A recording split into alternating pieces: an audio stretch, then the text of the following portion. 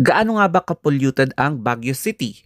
Gamit ang tissue na ipapasok ko sa loob ng ilong ko, magkakaroon tayo ng test, kaya lalabas tayo ng 5 a.m. tapos uuwi tayo ng 5 p.m. Kaya itetest natin yung tissue kung meron bang black galing sa usok o kaya yung dumi sa ilong ko. So tara na! Subukan natin kung gaano nga ba ka-polluted ang Baguio. So ang indicator natin is itong ilong ko. Pero nung college kasi, after my class sa gabi, so buong araw nasa Baguio ako. Pagka uwi ko, as in dark dito ko, as in nagbablock talaga. So siguro naipon yung usok, tapos yung nalanghap kong dumi. Kaya ngayon, itatry ulit natin. Lalabas ako ng 6 a.m. tapos babalik ako ng 6 p.m. dito sa amin. It's around 5 a.m. in the morning at papunta na ako sa training center sa Baguio City from dito sa bahay. And dito na magsisimula ang ating pollution test. So alam ko hindi siya gaanong accurate pero hindi naman masama na i-try natin kasi kapag umuwi ako dati galing sa klase or duty, talagang nagbablock yung ilong ko dahil sa dumi ng usok or yung dumi talaga ng hangin. Kaya i-test na natin ang pollution test. Habang papunta na ako sa training center, susubukan ko munang hindi mag-mask kasi kapag magmamask ka, most likely na hindi masyadong madudumihan yung ilong mo o kaya yung face mo. So, ganun yung gagawin ko para lang i-test ulit.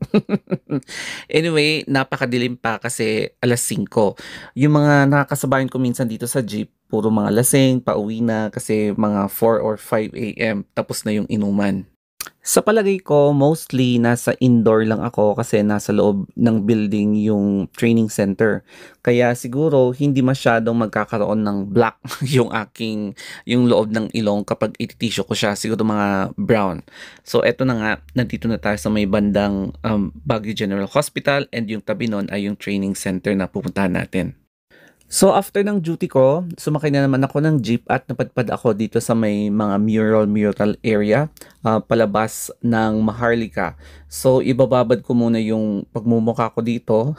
Makikita niyo yung Maharlika and hahawakan ko yung ilong ko. And so far, medyo malinis pa naman kasi ngayon lang ako ulit nakalabas from sa hawla, from the training center. So ngayon, pupunta tayo dito sa may C-shape na overpass dito sa may bandang corner ng Harrison Road tapos papuntang Abanao and bungad ng Magsaysay Avenue. So nandito na ako sa overpass and nakakaamoy na ako ng usok dito kasi daanan sa baba yung mga jeep. Ngayon lang ulit ako nag-vlog ng ganito. And then, napansin ko dito sa overpass na meron ng mga police visibility o kaya mga naka-standby na police on duty to ensure our safety. However, hindi ibig sabihin na dapat kampante ka na ilabas-labas mo yung phone mo kasi hindi mo talaga may iwasan na may mga masasamang loob na gagawa ng pickpockets habang naglalakad ka na hindi mo alam. Anyway, dito nga pala yung rota ko from babaan ng paradahan ng jeep papuntang BGH hanggang sa paradahan papunta sa amin sa Trinidad. So kitang-kita nyo dito yung intersection ng Harrison, Magsaysay, Abanao. So dyan banda yung ginaganap na night market paggabi. So ngayon nakarating na ako sa may Rizal Park at sa paradahan ng jeep papuntang Trinidad. Ang mali ko dito siguro sa video ay lagi kong hinahawakan yung ilong ko. So parang na-erase yung na-accumulate na dirt sa loob ng ilong ko na dapat iaabot ko hanggang sa pag-uwi ko. Pero hinahawak-hawakan ko siya kaya baka magiging brown lang yung magiging result niya. Pansin nyo, hindi ako nag-mask and aarangkada na yung jeep papuntang Trinidad. So, yung total travel hour ko from training center hanggang sa bahay na rush hour ay umaabot ng 1 hour and 30 minutes. So, nakababa na tayo sa point of destination which is harapan din ng CHDG na hospital.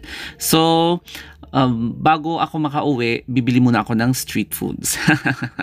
Pagkatapos ng 12 hours from Baguio, tignan natin kung polluted ba ang Baguio gamit ang aking nose. So, igaganito natin, tignan natin kung magbablock siya. Kung magbablock, ayan, hindi po siya masyadong polluted. Pero ayan no, ibig sabihin, Yeah, meron nga. Kasi siguro ito yung mga fumes na nalanghap ng aking ilong nung nasa jeep ako o kaya nung naglalakad ako. So, ito pa yung isa. So, tingnan natin kung polluted ba talaga ang Baguio. So, tingnan natin yung nose ko. Ayan, meron siyang may konting dumi pero hindi yung super black. Kaya, medyo polluted lang siya ng konti. Pero malinis, generally malinis. Medyo malinis siguro yung air. So kayo na yung bahalang humusga kung polluted nga ba ang Baguio or hindi. So this is only based from my experience. Kaya sana nag-enjoy kayo sa ating munting Baguio trip. Kung polluted nga ba or hindi gamit ng aking ilong.